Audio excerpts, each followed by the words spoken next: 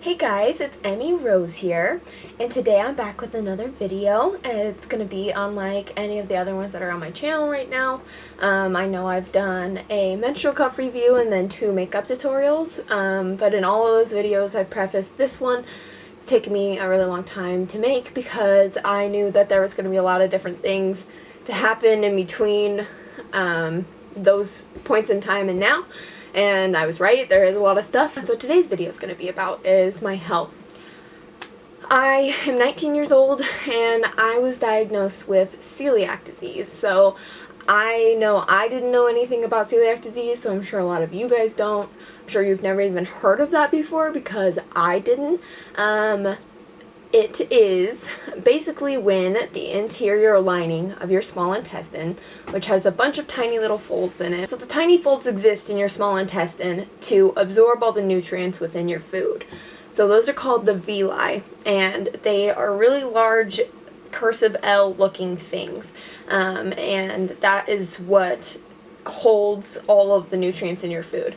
So when you eat gluten, so anything like cake, cookies, pasta, a lot of different things, then anything with flour in it, or gluten in any form, which can be in malt as well, so like malt vinegar I can't have. When any of that food is consumed, it creates a glue. So gluten is literally glue to your food. So when you think of bread, when you're kneading it and you're trying to create more air and you're trying to grow the gluten and build the gluten so that you have a really fluffy loaf of bread. Well, I don't get fluffy loaves of bread because I'm not allowed to have the thing that makes it fluffy. When I consume anything with flour or gluten in it, it creates a new barrier in my small intestine that actually blocks off the villi.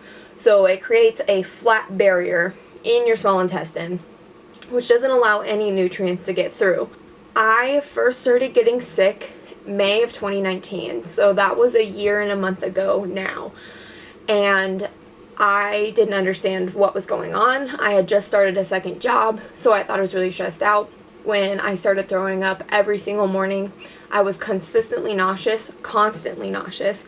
I couldn't do it. Like, nothing that I did made me feel better. I had to quit that second job. Because I quit the second job, I spent more time at home. I cut back hours on my other job that I had.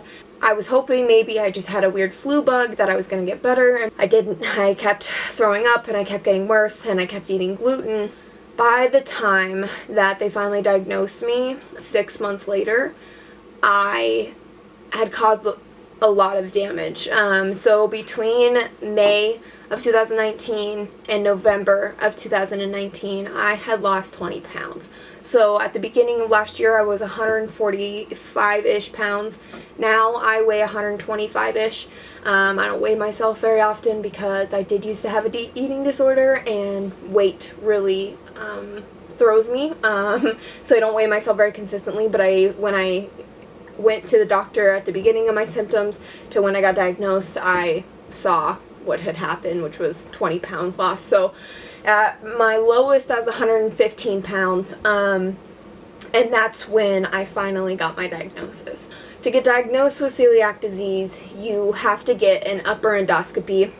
Sometimes you can do blood tests, but they do like to confirm by actually seeing your insides. So my doctors weren't going into my upper endoscopy knowing anything. They had no clue what they were looking for. Whereas some people their doctors have more of an idea of what they're looking for when they go into a procedure like that.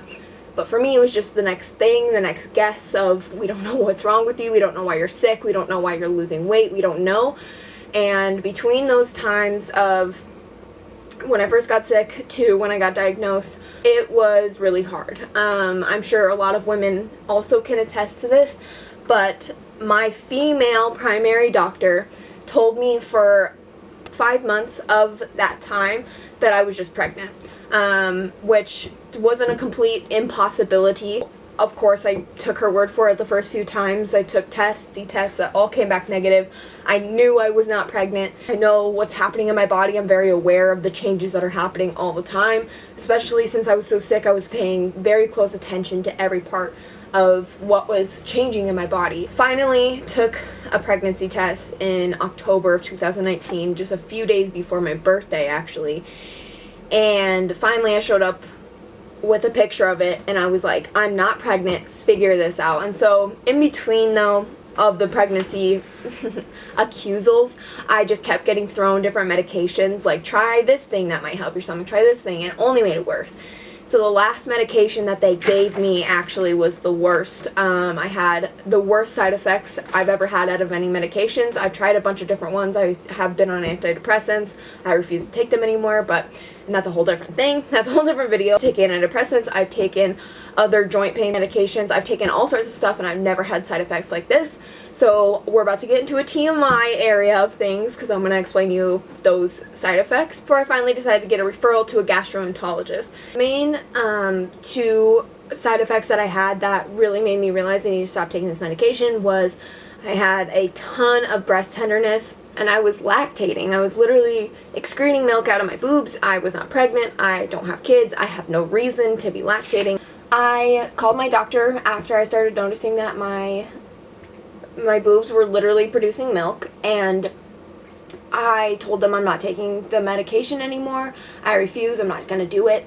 And they told me, you can't do that without your doctor's approval. And I was like, I don't care. I don't care. Like, I'm not taking this. And so I stopped taking it. I didn't hear anything back from the doctors for 3 days. And they expected me to continue taking it. And so when they called me, they're like, okay, well, you can take a different form of the medication. You can take it less often during the day. Or you can take a referral. Or you can go to another place for a gastroenterologist. And I was done at that point. I was fed up. I was done. And so I got my referral. And I haven't been back to the hospital locally since because they mishandled everything for months and months and months and months. I think that was back in February, and so then I called to make an appointment, and it was booked pretty heavily, but I was supposed to have that consult appointment with my GI in March, and then everything happened in the world. Everything got canceled, everything got shut down, and I knew it was going to interfere with this appointment when everything started. So they call me and they cancel it, and so I wait. I wait a couple of months. Well, I call them and I make an appointment in May. And they had one really fast afterward, whereas before I had a couple months to wait. So I got up there, I got my consult from him. My new GI doctor told me I need another upper endoscopy. It's been long enough after the first one that we can recheck it. And then also I need a colonoscopy at the same time. I left that appointment feeling pretty good, but also financially not great. Not that my parents are helping me out a lot through this. They're the reason I'm getting as much medical help as I can, and they just want to figure out what's wrong with me because they're my parents. They're concerned. My colonoscopy was 3 days ago, and I vlogged the whole process, and then I also had a rheumatologist appointment for all of my joint pain, which I'll go more into depth with next week too.